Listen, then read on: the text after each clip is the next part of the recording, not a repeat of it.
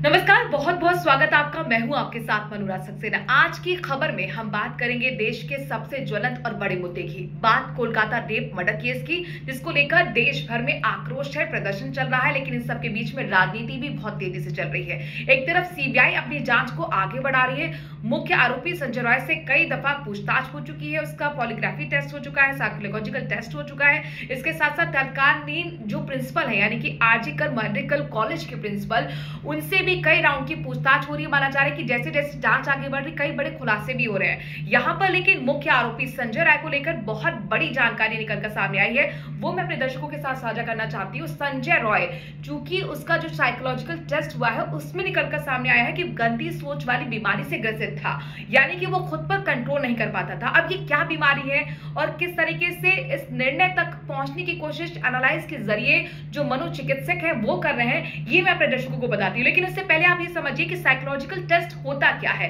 दरअसल psychological test ये एक तरीके से होता है कि इसमें मानसिक व्यवहार का पता किया जाता है पेशेंट का। संजय राय का जब साइकोलॉजिकल मैपिंग की गई थी, उस दौरान यहाँ पर डॉक्टर्स ने ये समझा कि तरह तरह के जब फोटोज के सामने रखे गए, साथ ही फोटो में धब्बे वाले फोटोज भी रखे जाते हैं, कलर वाले फोटोज भी रखे जाते हैं, और उनके साथ पूछताछ होती है, बातचीत होती है, और ये आकलन किया जाता है कि आरोपी के सोचने की और समझने की क्षमता क्या है, उसे कितना गुस्सा आता है, मानसिक उसका व्यवहार कैसा है, वो आम लोगों से किस तरीके से व्यवहार करता है, क्या वो गुस्सैल है, क्या वो शांत स्वभाव आने वाला है, ये किस बात पर उसको बहुत ज्यादा गुस्सा आता है, वो अपने के इमोशंस पर कंट्रोल कर पाता है या नहीं कर पाता है। इसके साथ साथ जो घटना घटी उसको लेकर भी उससे कई सवाल पूछे गए थे।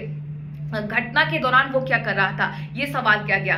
और जाहिर तौर पर उसके मोबाइल में जो फोन में वीडियोस मिले थे, पॉर्न वीडियोस, उसको लेकर भी सवाल किए गए। जब वो टेस्ट चल रहा था, साइकोलॉजिकल ऑटोप्सी टेस्ट, तो उसमें दरअसल ये बात समझ में आई है और ये बात निकल कर आई है कि घटना को अंजाम देने से पहले, यानी कि रेप करने से पहले, उसने शराब पी हुई थी और इसके साथ साथ उसने कई पॉर्न वीडियोस भी देखे थे। पॉर्न वीडियोस देखने का वो आदी था।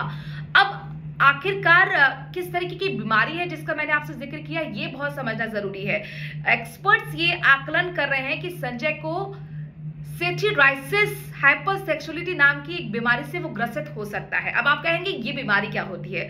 दरअसल ये बीमारी जो है वो एक तरीके का डिसऑर्डर है, ब्रेन के फंक्शन में गड़बड़ी हो जाती है, इस वजह से ये हो जाता है। और जो एक्सपर्ट हैं, जो है डॉक्टर्स हैं, वो ये मानते हैं कि हाइपरसेक्सुअलिटी एक दिमागी समस्या है और दिमाग के पाथवे में बदलाव की वजह से इस तरीके की बीमारी हो जाती है। व्यक्ति के ब्रेन के पाथवे में कोई चेंज होता है और इसी वजह से इस तरीके की बीमारी हो जाती है। कई बार न्यूरोट्रांसमीटर के फंक्शन में जो गड़बड़ी हो जाती है उसकी वजह से बीमारी होती है।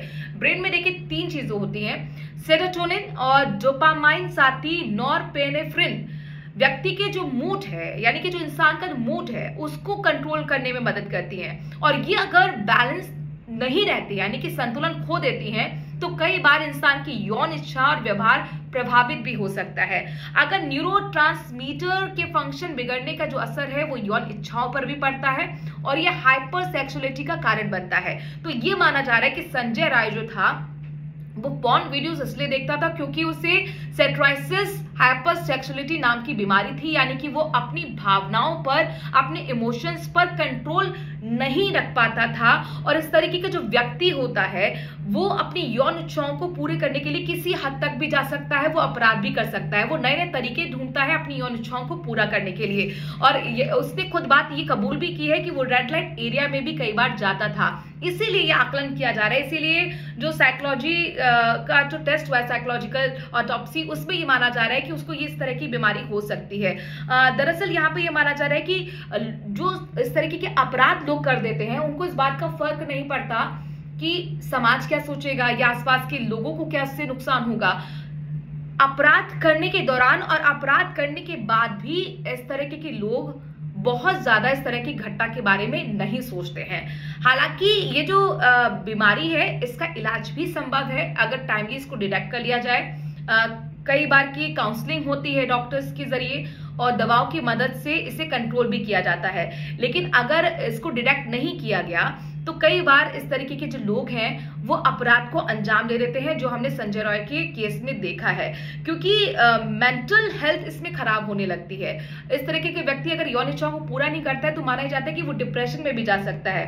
इसके साथ साथ एक बात और भी निकल कर सामने आई है कि हाइपरसेक्सुअलिटी के कारण यौन इच्छाओं पर इन लोगों का कंट्रोल नहीं होता है और ये लोग इस तरीके की अक्सर परेशानी में घूमते रहते हैं, मेंटली वो इल हो जाते हैं, डिप्रेशन तक पहुंच जाते हैं। तो संजय रॉय को लेकर ये बहुत बड़ी जानकारी निकल कर आई है कि वो गंदी सोच वाली बीमारी से ग्रसित था, उसको गंदे गंदे ख्याल आते थे और ये बात उसने खुद कबूल की है कि वो पॉर्न वीडियोस देखता था, वो रेड लाइट एरिया में जाता था और जब इसने घटना को अंजाम दिया उससे पहले भी उसने पॉर्न वीडियोस देखे थे।